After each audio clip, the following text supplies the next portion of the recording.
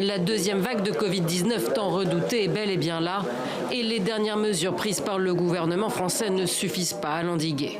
Il faut s'attendre à des décisions difficiles. On aimerait tous la vie complète comme avant, mais il y a des moments où il faut prendre des décisions dures. Et heureusement que le président de la République se soucie plus de sa responsabilité que de sa popularité. Si vous êtes à Bruxelles, vous devez être seul pour entrer dans un magasin. En revanche, en Wallonie, vous pouvez faire vos courses à deux et en Flandre, vous pouvez même y aller en famille. Ça peut faire sourire, bien sûr, mais vous le savez, les spécialistes le disent, si les Belges, les citoyens ne comprennent pas les mesures, ils n'y adhèrent pas. Vous avez vu qu'il y a beaucoup de polémiques, surtout dans cette maladie. Il n'y a qu'une chose sur laquelle tout le monde se met d'accord.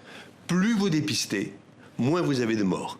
La première grande interrogation du procès des attentats de Bamako a été levée. Fawaz Ould Ahmed, dit Ibrahim Nice, a bien comparu ce matin aux assises antiterroristes de la Cour d'appel de Bamako. Un procès sous très haute sécurité où le principal suspect a été emmené par des hommes cagoulés. Il reconnaît absolument son implication dans il décrit d'ailleurs exactement dans tous les détails comment est-ce qu'il a perpétué l'attentat de la terrasse à Bamako, la rue Princesse à l'hippodrome, comment est-ce qu'il a aussi organisé sans être présent l'attaque contre le Radisson Blu, l'hôtel Byblos à Sévaré où il avait visé un personnel onusien.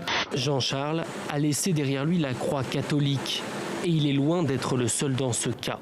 Bouaké, c'est la capitale de l'islam en Côte d'Ivoire. Depuis le XIe siècle, date de l'arrivée des premières caravanes commerciales arabes venues du Mali.